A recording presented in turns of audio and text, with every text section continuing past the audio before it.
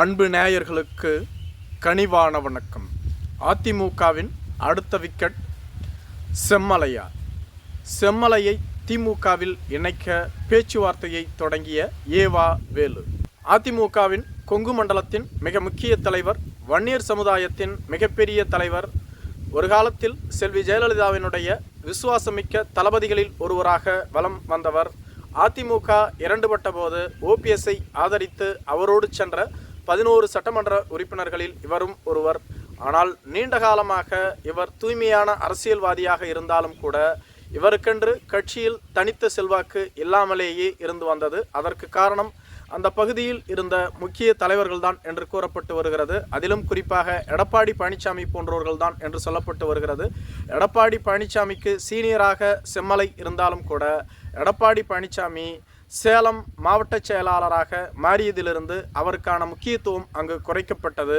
அதனால்தான் அவர் ஓபிஎஸ்ஐ ஆதரித்து ஓபிஎஸோடு சென்றார். பிற்காலத்தில் அதிமுக ஒருங்கிணைந்த போது செம்மலையை தனது ஆதரவாளராக மாற்றிக்கொண்டார் இபிஎஸ் அவர்கள். அது முதல் தொடர்ந்து ஓபிஎஸ்ஐ புறக்கணித்து இபிஎஸ்ஸின் ஆதரவாளராக தன்னை காட்டிக்கொண்டிருந்தார்.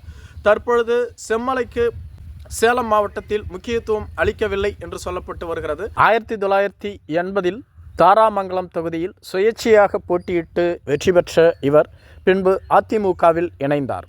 2016 மற்றும் 2021 வரையிலும் மேட்டூர் தொகுதியின் சட்டமன்ற உறுப்பினராக இருந்தார். மக்கள் நல்வாழ்வுத்துறை அமைச்சராக அதிமுகவின் சார்பில் பதவி வகித்தார்.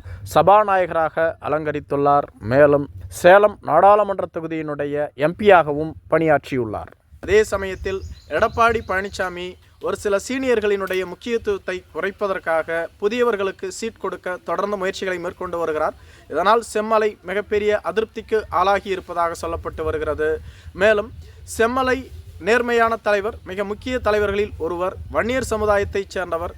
கொங்கு மண்டலத்தில் குறிப்பாக சேலம், தருமபுரி, கிருஷ்ணகிரி போன்ற மாவட்டங்களில் வன்னியர் சமுதாயத்தைச் சேர்ந்தவர்கள் நிறைந்து வாழ்ந்து வருகிறார்கள். அந்த பகுதியில் ஒரு வலிமையான தலைவர் இருந்தால் கண்டிப்பாக வன்னியர் சமுதாயத்தின் வாக்குகளை நமது கூட்டணிக்கு கொண்டு வந்து விடலாம் என திமுக தலைமை கருதுகிறது. எனவேதான் ஏவா வேலுவின் மூலமாக செம்மலையோடு தொடர்ந்து பேச்சுவார்த்தையில் ஈடுபட்டு வருவதாக சொல்லப்பட்டு வருகிறது. திமுகவின் முன்னாள் நிதி அமைச்சரும் தற்பொழுதைய தொழில்துறை அமைச்சருமாக இருந்து வரக்கூடிய பிடிஆர் பழனிவேல் தியாகராஜன் அவர்கள், செம்மலை அவர்கள் நேர்மையான அரசியல்வாதி, அவரை பார்த்துத்தான் நான் அரசியலுக்கு வர வேண்டும் என்றே கருதினேன். எனது அரசியல் குரு செம்மலைதான். அதே சமயத்தில் அவர் ஒரு தவறான கட்சியில் இருந்து வருகிறார். தவறான தலைமை அவரை வழிநடத்துவதனால் அவரது செல்வாக்கு வெளியுலகுக்கு தெரியவில்லை. குறிப்பாக திமுக போன்ற கட்சிகளில் அவர் இருந்திருந்தால் அவரது நிலையே வேறாக இருந்திருக்கும். எடப்பாடி பழனிசாமி போன்ற சுயநலமிக்க தலைவர்கள் தொடர்ந்து செம்மலை போன்ற தலைவர்களை வளரவிடாமல் பார்த்து கொண்டு வருகிறார்கள். எனவேதான் அவர் திமுகவில் இணைந்தால் அவருக்கான முக்கியத்துவம் கிடைக்கும். மேலும் அதிமுகவிலிருந்து திமுகவில் இணைந்த பல்வேறு நபர்கள் தற்பொழுது மாவட்ட செயலாளர்களாகவும் எம்எல்ஏக்களாகவும் எம்பிக்களாகவும் ஏன் அமைச்சர்களாகவும் கூட இருக்கிறார்கள். அதிமுகவின் சார்பில் 3 முறை முதலமைச்சராக இருந்தவர் ஓ பன்னீர்செல்வம் அவர்கள், அவரே எடப்பாடி பழனிசாமியை உதறி தள்ளிவிட்டு தற்பொழுது திமுகவில் இணைந்துள்ளார்.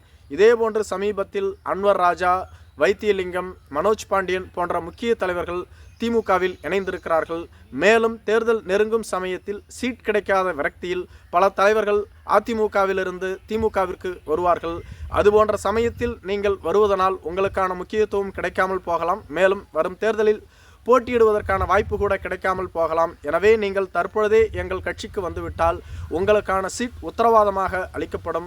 மேலும் சேலம் மாவட்டத்தில் ராஜேந்திரனை தவிர்த்து சொல்லிக்கொள்ளும் அளவிற்கு மிக வலிமையான தலைவர்கள் இல்லை என்றுதான் சொல்ல வேண்டும். திமுகவிற்கு சேலம் மாவட்டத்தில் மொத்தம் 11 சட்டப்பேரவை தொகுதிகள் உள்ளது. கடந்த 2021ஆம் ஆண்டு நடைபெற்ற சட்டமன்ற தேர்தலின் பொழுது திமுக ஒரே ஒரு தொகுதியில் மட்டுமே வெற்றி பெற்றிருந்தது. 2 தொகுதிகளில் பாட்டாளி மக்கள் கட்சி அதிமுக கூட்டணியில் இடம்பெற்றிருந்ததால் வெற்றி பெற்றிருந்தது. மீதம் இருந்த 8 தொகுதிகளில் அதிமுக தான் வெற்றி பெற்றிருக்கிறது. அப்படி பார்க்கும் பொழுது சேலத்தில் ஒரு வலிமையான வாக்கு வங்கியை உருவாக்க வேண்டும் என்றால் செம்மலை போன்ற செல்வாக்குமிக்க தலைவர்கள் வேண்டும் என திமுக தலைமை நம்புகிறது. எனவே செம்மலை திமுகவில் இணைந்தால் அவருக்கான முக்கியத்துவம் கண்டிப்பாக வழங்கப்படும். இறுதி முடிவு செம்மலை கையில் உள்ளது. நன்றி.